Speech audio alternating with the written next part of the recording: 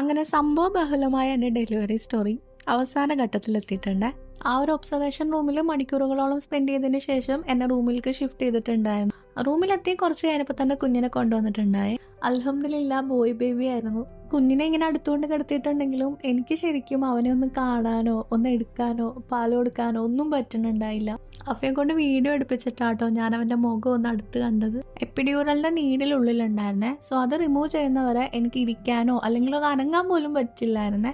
അതുകൊണ്ട് തന്നെ കുഞ്ഞിന് അവർ ഫോർമുലായിട്ടോ കൊടുത്തിട്ടുണ്ടായത്. ഞാൻ അവനെ ബ്രസ്റ്റ് ഫീഡ് ചെയ്യുന്ന തന്നെ നെക്സ്റ്റ് ഡേ ഈവനിങ്ങോളം ആയപ്പോഴാണ്. അതിൻ്റെ കുറേ ബുദ്ധിമുട്ടുകൾ ഉണ്ടായിരുന്നു. അത് ഞാൻ പിന്നെ പറഞ്ഞുതരാവേ. എൻ്റെ സർജറി നടന്നത് 7 മണിക്കായിരുന്നേ. അത് കഴിഞ്ഞ് നെക്സ്റ്റ് ഡേ ഒരു വൈകുന്നേരം ആവാറായപ്പോൾ നഴ്സ് വന്നിട്ട് എന്നെ എണീപ്പിച്ചു, നടത്തി വാഷ്റൂമിലൊക്കെ കൊണ്ടുപോയി ഡ്രസ്സൊക്കെ ചേഞ്ച് ചെയ്തു. അപ്പം അനുഭവിച്ച ആ ഒരു പെയിൻ അത് എത്രത്തോളം ഉണ്ടെന്ന് ഞാൻ ഡിസ്ക്രൈബ് ചെയ്യുന്നില്ല.